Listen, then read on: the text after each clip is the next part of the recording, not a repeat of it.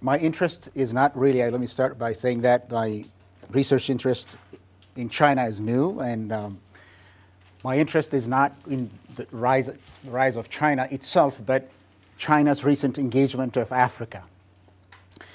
So, but China's involvement in Africa, this growing engagement of Africa, is a direct result of China's rise as a global economic power.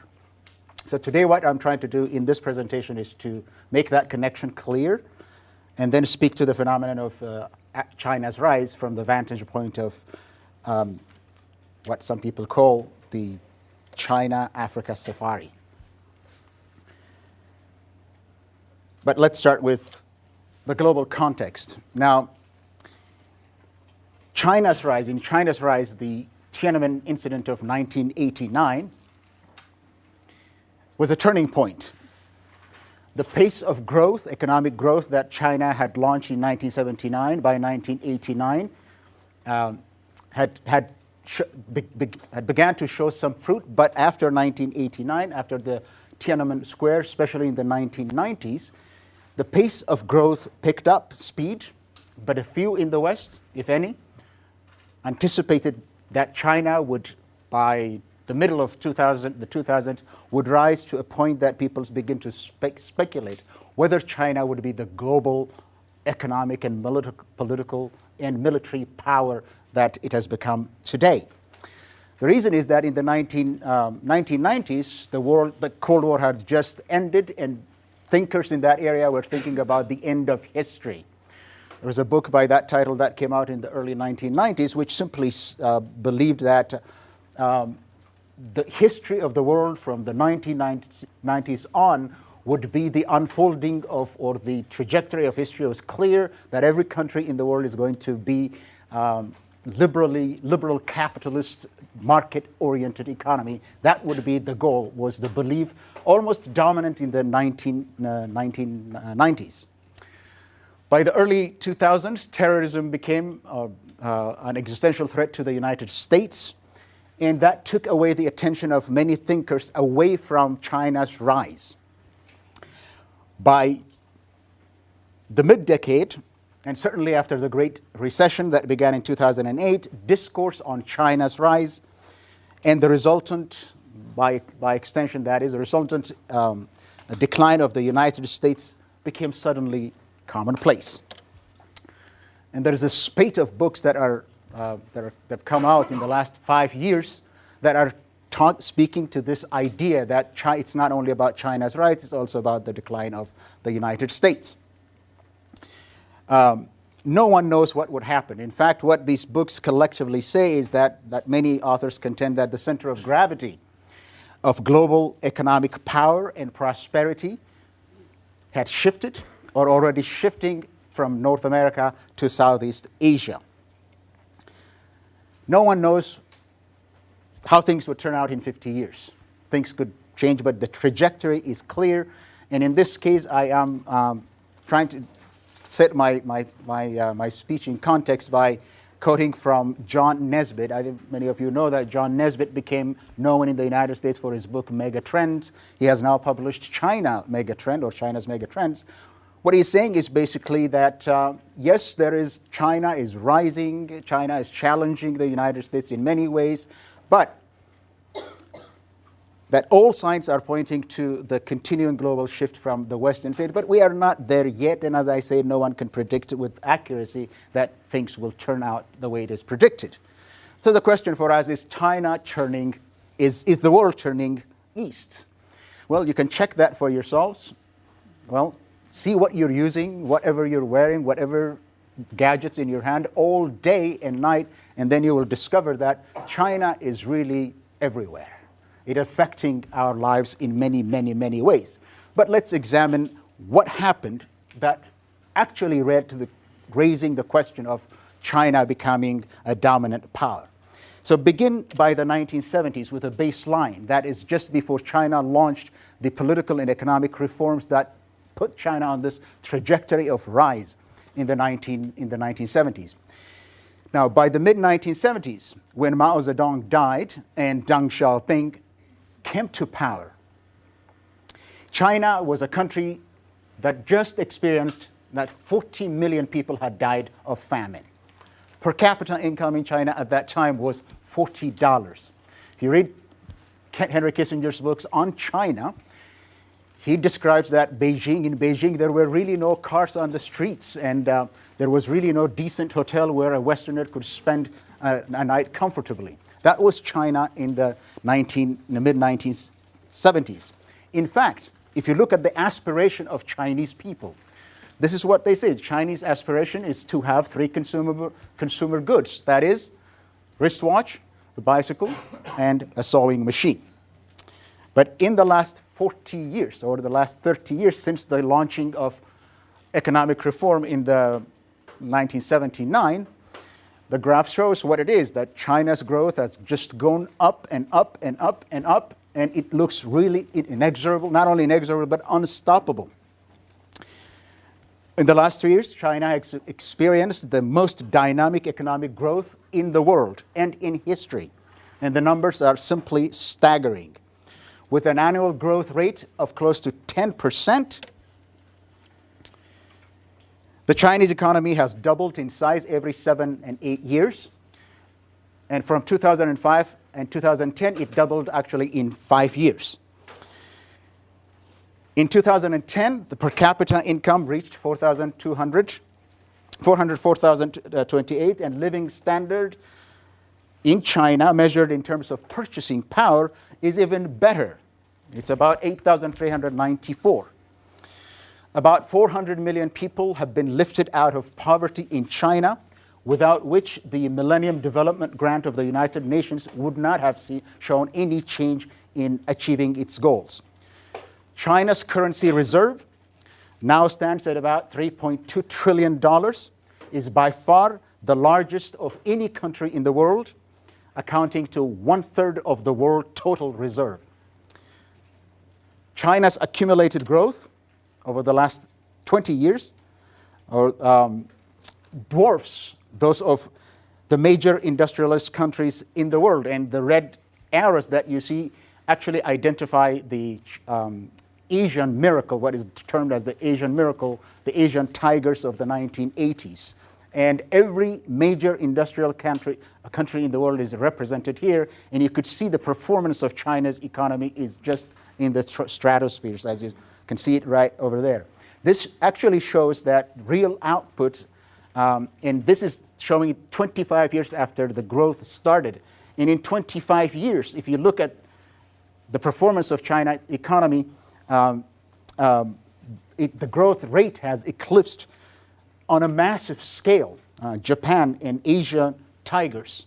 The Asian tigers, which in the 1980s were dubbed as the Asian miracle. In terms of output, general total economic output, China has surpassed the major industrial advanced nations in the world, and by 2010, it actually became the second largest economy in the world. What you see there is 5.7 trillion figure. That's 2010. In 2011, that has actually reached $7.5 trillion. Now, if based on current assumptions, if all things go as planned or as predicted, China is set to overtake the United States in terms of size as the largest economy in the world. You could see that, and some of the major industrial countries that you see down here actually disappear by 2010. Now, that is if all the assumptions that are the rate of growth, inflation, and appreciation of currency held, that is what is going to happen by 2019. Now, this has been revised so many times. The economists are predicted that China would overtake the United States in 2042 first, and then that was revised to 2027. And after the recession, the Great Recession, now people are taking China might even overtake, in terms of size, overtakes the United States in 2016. Now, all this points out to a rapidly growing Chinese middle class, changing lifestyles, vast supply chains, in all aspects of transformations that you could imagine. And I have selected 2 examples here to show how this is going to affect us in the world. Those 2 examples, this is actually really important to pay attention. Those 2 examples are about luxury spending and focus on cars because we do something about cars. And then I would like to speak about how it actually affected people in China itself. Per capita disposable income in China grew 46-fold in nominal terms between 1977 and 2008, reaching, as I said, 8,349 in 2010. This is an important number because economists say that when you get, at least as specific to China, when you get to $7,000 per capita income, that means that you will be able to spend your money on luxury products other than the basic necessities. Given that, that means that at 7,000, the Chinese middle class, actually meant to be 6,225 is the Chinese middle class. In that respect, that means China, the middle class Chinese people have about $1,400 to spend on luxury products. And they are spending, and spending like crazy. China's share of luxury products, luxury goods sales, is already at 12% and is projected to reach 33% by 2025. And one of my examples here is to use the cars. That is one of the ownership, and I told you there were really no cars on the streets according to Henry Kissinger in the 1970s. What we see here is that China's vehicle ownership increased from 1 million in 1977 to 62 million in 2011, growing at a rate of above 20% every year. And the vast majority of sales every year has been in private vehicles, as you see here.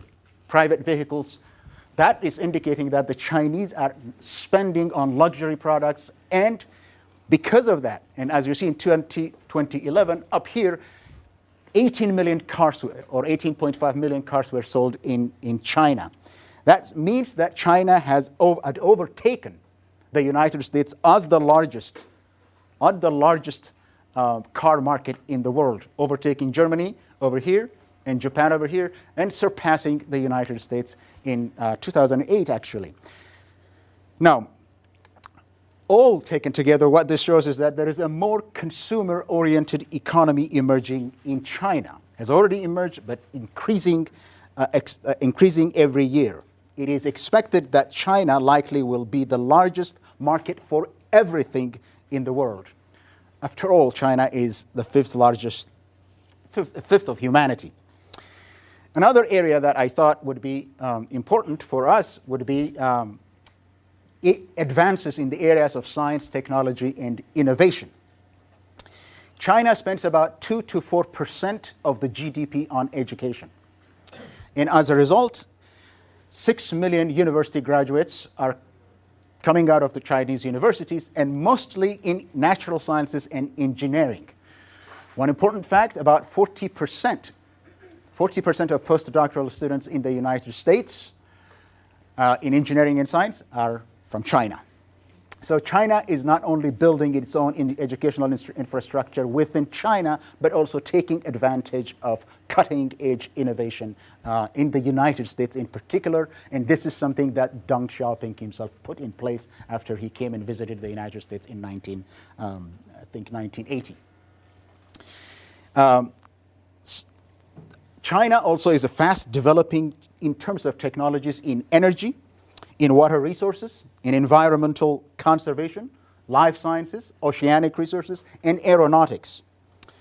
There are various Silicon valleys in many Silicon valleys in China, leading science parks like the Beijing Zhonggongchun High Technology Park, in cities like Hefei and Anhui and Dalian, which I spent 2 months at the Dalian Institute of Technology. That is also a center of high tech. Something that is really interesting, at the time that I visited, I thought I was looking at only the political capital and the economic capital, Beijing being the political capital and Shanghai being the economic capital.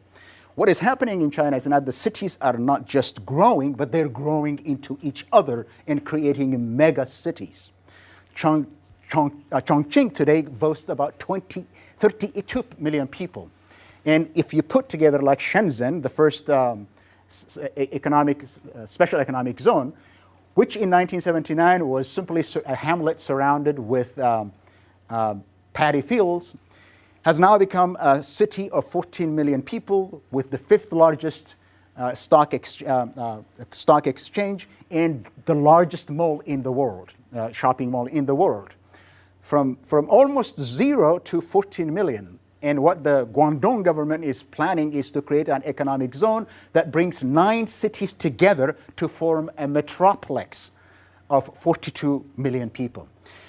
So this is what is happening in China in terms of their economic growth. But let me keep focusing on the science and technology aspect of it.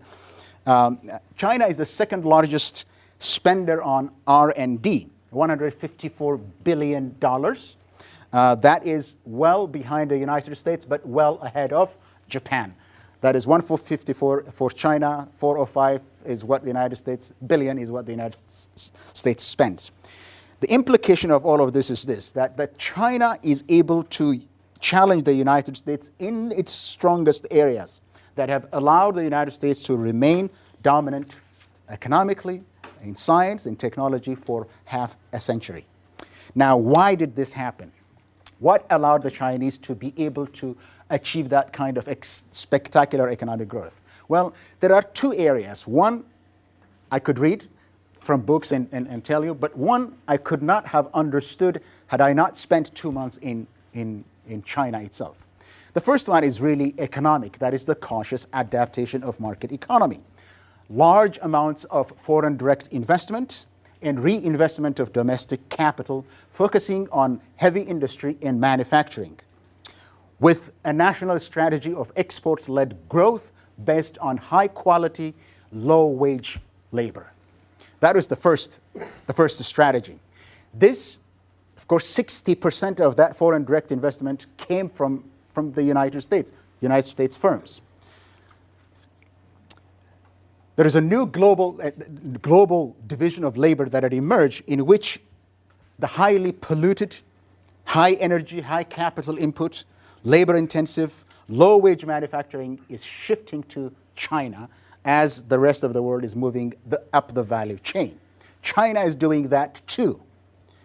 Wages in China are rising, but that is an area that is completely unbeatable economic comparative advantage.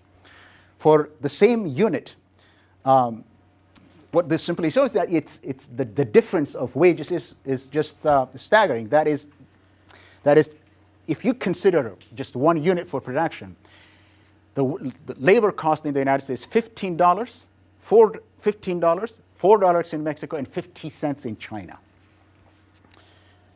Now, the other is, this is the economic aspect. This is the thing that I would not have been able to learn had I not been there and talked to students and to people in China on a 20-hour ride from Shanghai to Beijing, for instance. That is, the Chinese Communist Party offered political stability in an era of economic chaos, political chaos everywhere around the world. Now, many of us actually think that the Chinese are always oppressed. The Chinese is a one-party state where everybody has no say, cannot go anywhere. And that's not what I have observed, and that's not what I learned from being in China itself. The Chinese achieved this miraculous growth because they created a stable political system whose legitimacy is based on performance. In Mao Zedong's China, everyone was watched. The Communist Party watched everybody. What you said, what you did, who you married, who you spoke to, was completely controlled by the Communist Party. Right after Tiananmen, Zhang Daoping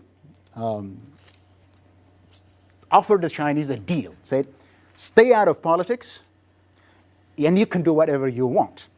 And after 40 years of convulsive politics, the Chinese said, you're giving us a deal in which we can do everything to be wealthy and simply stay out of politics. That is a good deal. and they took it.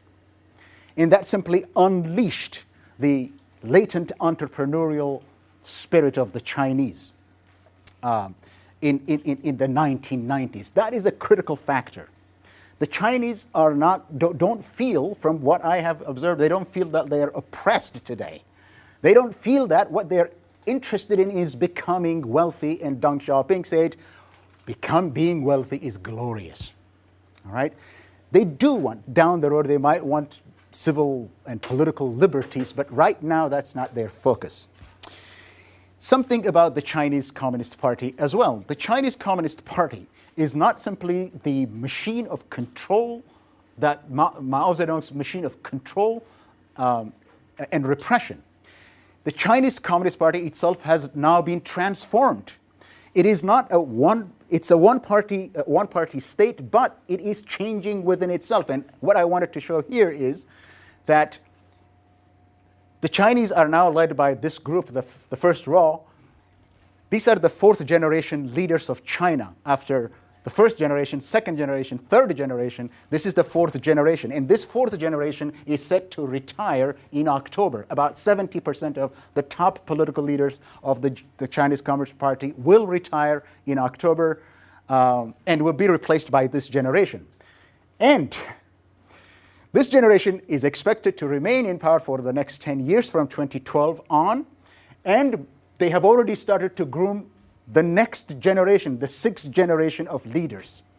This guy is from Liaoning, where I was, from that province. He would be the next prime minister, Li Keqiang.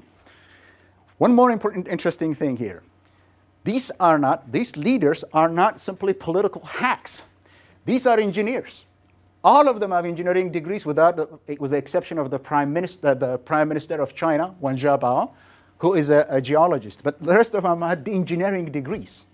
So the political leaders are competent leaders. The party is a technocratic party that is focused on planning and executing economic policies. All right, so the hot issue in China today is that everyone wants to improve their life. They don't feel that they're muzzled. They want to learn through education, entertainment, healthy food. That is what they are focused on. Now, you might think that the Chinese youth are missing out on the social network. Yeah, from the media we see that Google is withdrawing from China. The Chinese don't have Facebook. That is true. But the Chinese have Baidu. The Chinese have Renren. They have the experience of social network. They're just not participating in the global or the Western network of social networks. That is basically what it is. They have what they want. They're participating, doing whatever the West is doing. The situation, this is something that absolutely I could not have learned from books. It's only from talking to people. And by the way, the Chinese are well-informed people. They know what their government does, but they know how to prioritize. So the point is that I wanted to make here is the incentive is the driving force for the good life for the Chinese. Now, I'm now shifting to the second part of my interest, which is the African connection. Now, the economy must grow at 9% in China for the Communist Party to continue. That's what I meant, that the legitimacy is rests on performance. If the Chinese economy does not grow at 9%, 25 million people would become, should grow at 9%. If it drops by 1% and it grows at 8%, then 25 million people would become unemployed. The party knows this. The Communist Party knows this, and it's a technocratic party, as I said. As one official of the Chinese Ministry of Commerce said, the Chinese economy is like an elephant on a bicycle. If it slows down, it will fall and the earth will quake. That is what it is, and the Communist Party knows that machine needs to be oiled, it needs to be fed. What does it need? Look at what China had been getting from the experience of the 2000s. At least in terms of oil, for instance, daily consumption. 8 million barrels of oil a day is what China consumes today. United States is 20 million barrels of oil per day. If China consumes at the rate the per capita rate of the United States, China would need 80 million barrels of oil per day. That is the entire world production of oil. Completely unsustainable. They know that. China uses 53% of the world's cement production, 50% of timber, 45% of steel. The Chinese Communist Party, they knew that this is important to them, that they continue to perform and deliver. Otherwise, unemployment rises, social discontent brews, and the Communist Party itself would be in trouble, and the social compact that they entered into would not work. So they wanted to go somewhere else to find all those that they need. And they looked around everywhere, and they found in Africa.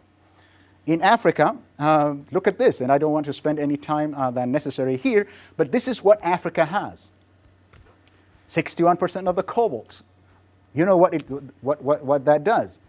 81% of the chromium, and the 95%. It's everything that the Chinese want is in Africa. They looked around and they said, let's go to Africa and find it. So as a result of this, China's trade, investment, and loans have increased exponentially over the last 15 years. Every year since 1993, Chinese foreign minister every year in January goes to Africa to visit African countries. Every single year.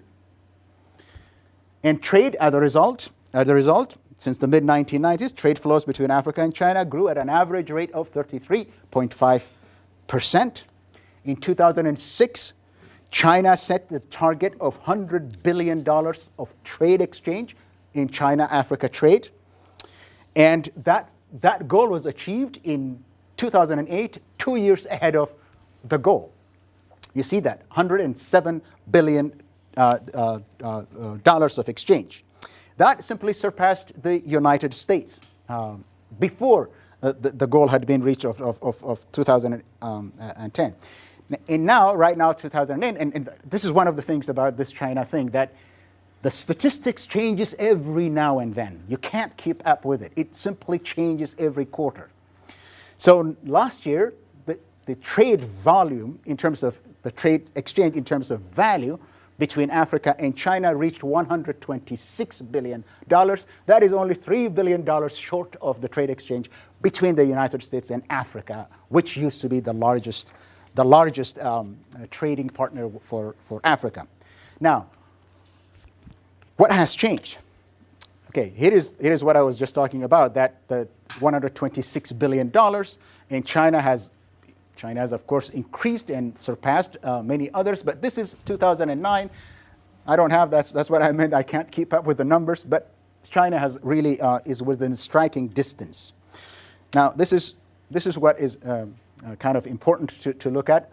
The trade between China and Africa is really balanced. If you look at the import and export side of it, it's really balanced, which is probably a good thing. For Africa, one could say that would be probably important. But Africa's exports are dominated by natural resources, 82%, of which oil is 29%.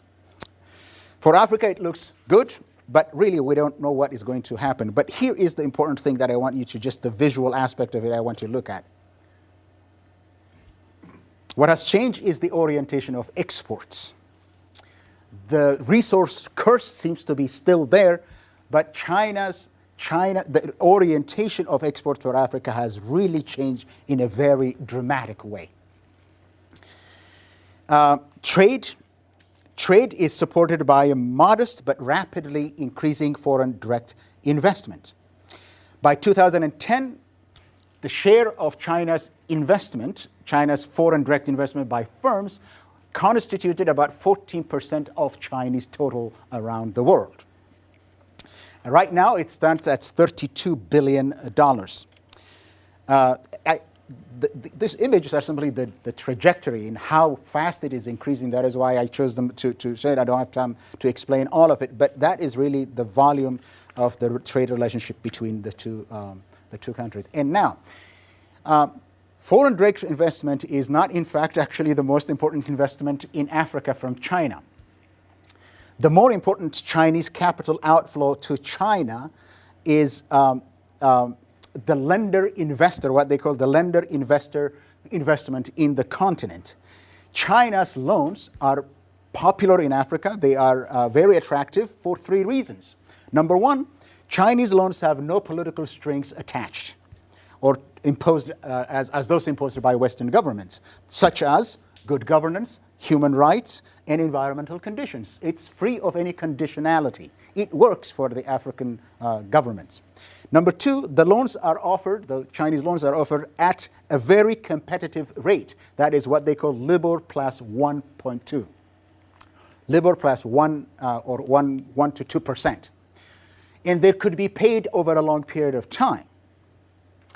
If I tell you the stories, individual stories of why Africans chose, it would be very interesting, but generally that is what's happening. The third is, all of these loans are resource-backed, as they're called. That is, they're kind of tagged against resources. That is to say, the borrower could pay back in kind. It doesn't have to be money. Angola has $9 billion from the Chinese Exim Bank, Export-Import Bank, but they could pay back in oil. Just oil, send it oil, and everything would be coming back to Angola. Look, the money does not really actually go to Angola directly. What happens is the borrower gets application to Exim Bank, they approve it, then a Chinese contractor contracts infrastructure or something, and they will be paid in Beijing. The money never goes to Africa. It is the Chinese contractors that are doing the construction in Africa. In Beijing, this is very interesting, in Beijing, the Exim Bank and all of these Chinese companies, the Sinopec and the other Chinese government-backed companies, are in the same neighborhood in Beijing itself. That is the way it is. Now, besides the Exim Bank, there is also the Chinese Development Bank that is actually creating markets for Chinese products. They are creating these special economic zones, which actually help the Chinese get off the ground themselves in Africa, 6 of them in many countries. Now, I'm going to have to wrap up by kind of talking about the impact in 5 minutes, and I will deliberately conclude by making some vague statements. Now, Chinese increased engagement with Africa has sparked debate in development circles. Some view it as positive, others as a revamped colonialism. But one thing is certain: no economic relationship can be free of the transfer of values. So, what is being transferred to Africa from Africa? This is my own ideas. Now, just from the economic perspective, since China's engagement of Africa is for resources, to feed the economic growth, for social stability in China itself, the Chinese are going to be forced by market forces and self-interest to be as brutal as they can in getting what they want. That is simply self-interest, and market forces dictate that. African resources must be subjected to Chinese control. I could give you examples. It's not something that I just talked, but that is something that should be done. Now, environmentally, 90% of the rivers in China are polluted. Now, if they are willing to do that, of course they are changing. This party is a very adaptive party. They're changing. But here is what someone from Africa says. This is Lucy Corkin of the Chinese Studies Center in South Africa, the only think tank on Chinese studies in Africa. So he said, people are not worried about having the environment, saving the environment. They're worried about getting some before it all runs out. That's the mentality. China is just going to consume everything. Let's get it now. That's the attitude. Politically, the no strings attached is not really working for many of African citizens. It's working for the elite. The interaction between the Chinese business and political elite and the African political and the business elite, it is actually working for them. Hell, the vice president of Angola could pocket $3 billion and nothing happens to him. Look, China today has a vastly corrupt business culture. The Chinese will tell you that. Transparency International ranks China amongst the top countries in terms of using bribery and graft in business affairs in the world, in employment, in wages. Chinese companies in Africa are showing the same ethics of governance. They are not governed by some Confucian doctrines or ethics of harmony and order. It is what you can get away with. That is in China. I bought this in China. This is Rolex. Okay? This is not, I didn't buy it for $4,000. I bought it for $4. All right?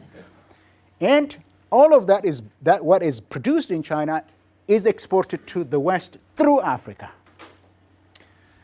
15% of the Chinese economy is dependent on fake products, on counterfeit products. The government cannot stop it. Even President Obama talked about it in his State of the Union about intellectual property. The party is not going to stop it because they can't take 15% of economic activity and survive. They can't do that. So it is probably on a large scale, massive intercontinental corruption that might take place. So that is what I think. Now, the vague part of it, I guess we are all interconnected. It's an interconnected market, so whatever we do here at Kettering University, or to be relevant or have an impact in economic development on Flint, we can think about having impact locally, but we have to think globally. Everything that we do. How that works out, we can talk about some other time. But the second thing is that two things that are working for the United States at this point in time. The innovation, still leading. Values is the second. That is not something that we always talk about, but these are the strength of the United States in the competition, in how we teach our students and prepare them for the global marketplace, depends on building on the strength of the United States. We got to be serious about that. Thank you.